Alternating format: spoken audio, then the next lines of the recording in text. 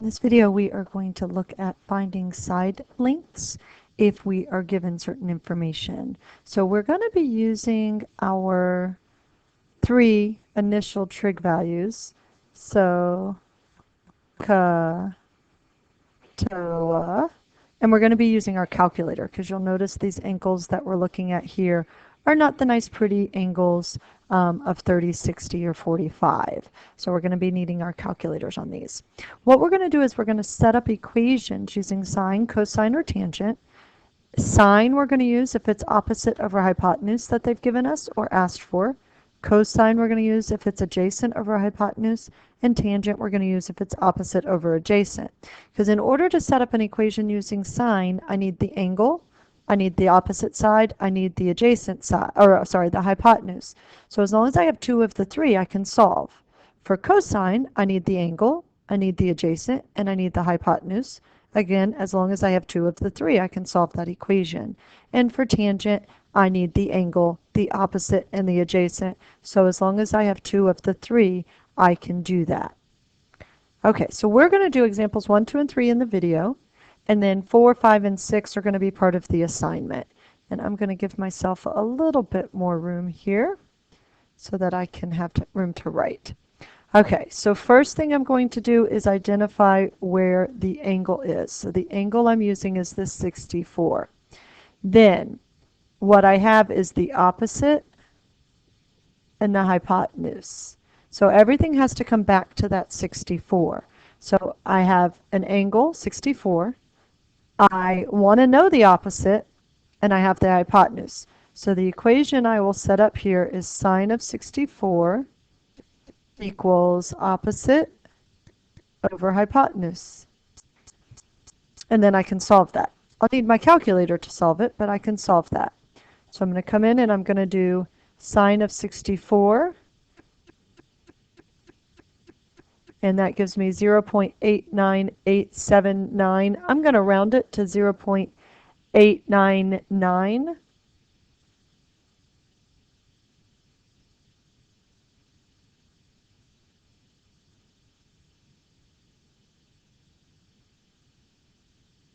And then to finish solving for x, I would need to multiply both sides by 25. I'm going to use my calculator, and notice I'm going to just go like this. I'm just going to go times 25. That way it'll give me a nice precise. And let's round to, what does the direction say? Nearest tenth, so 1 decimal place, 22.5. And that's my answer. So again, that last step, what I did, just to be clear, I multiplied both sides by 25. I know my work's a little messy here. I didn't bring my stylus home with me, so I'm using my finger to write on this. All right, that's example 1. Okay, so that's example 1. Made myself a little bit more room here. Let's look at example 2. So again, the first thing that I'm going to do is identify where the angle is. So the angle I'm looking at is the 47. What I have in relation to the 47 is the opposite and the adjacent. This is the hypotenuse. But what I have is the angle. I want the opposite. I need the adjacent, or I'm sorry, I have the adjacent. So opposite and adjacent, I'm going to use tangent. So I'm using tangent because I want the opposite, I have the adjacent. It's important to understand why we're using tangent there. So the tangent of 47 is x over 12. And then I'm going to go to my calculator. So I'm going to do tangent of 47, tangent of 47. So that's 1, I didn't memorize it before I touched the screen, 1.072.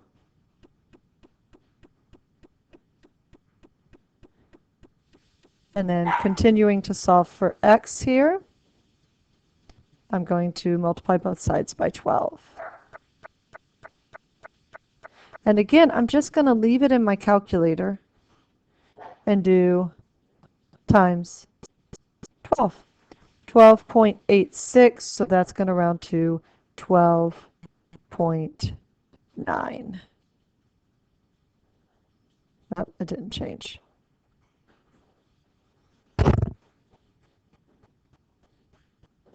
Okay, I know I said we were going to do 3. We're going to set up 3, but we're not going to do 3 because I want to do one where the math is just a tiny bit different, and you'll see what I mean in just a second. So on number 3, the angle I'm using is 18. What I have is the adjacent and the hypotenuse. That's supposed to say HYP. So I'm going to use tangent. No, I'm not going to use tangent. I'm going to use cosine because I have the angle, I want the adjacent, and I have the hypotenuse.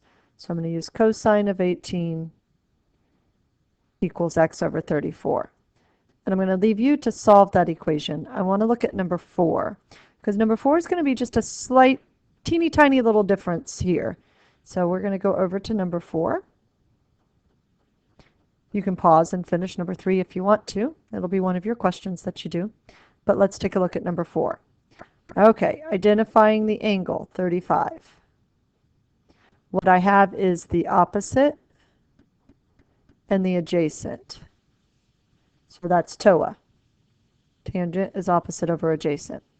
So my equation is going to be tangent of 35 is opposite over adjacent. Do you see how that equation is just a tiny bit different than the others? My variable here is in the denominator. So it changes my work just a tiny bit. Let's go to our calculator. We're still going to do tangent of 35. I should make the point, make sure you're in degrees. Whatever calculator you're doing, make sure you're in degrees. The other option is radians. We're going to talk about radians next week, but make sure you're in degrees because otherwise your answer is going to be wrong. Okay, so tangent of 35. So I'm going to start there. Tangent of 35. And what I get is 0.700. We'll just round it to write it down. 0.700. This time I'm not going to multiply by 9. I'm going to multiply by x.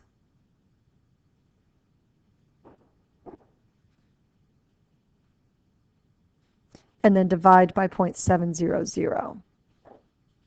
Or just 0.7. I don't know why I wrote the zeros there. So x equals. Now let me show you how to get that done in your calculator. So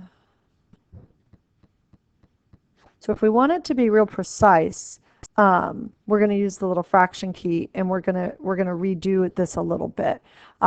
You could just clear it and go 9 divided by 0.7. It's probably going to be close enough. 12.9 is what we get. If you want to be more precise, you could do 9 divided by and redo the tangent of 35. And we actually end up with the same answer here. Be careful with that because if you round too much, it messes you up quite a bit. But 12.9 is what we get either way. And that is it.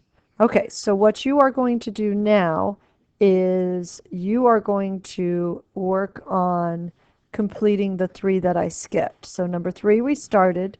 You're going to do number 5. I'm going to give you a little bit of advice right now. The angle is 63. We have opposite and hypotenuse, so that's going to be a sine. On number 6, the angle is 30. We have adjacent and hypotenuse, so that one's going to be cosine. So you're going to work these 3 and get it into the assignment, and then we'll have one more video in this assignment.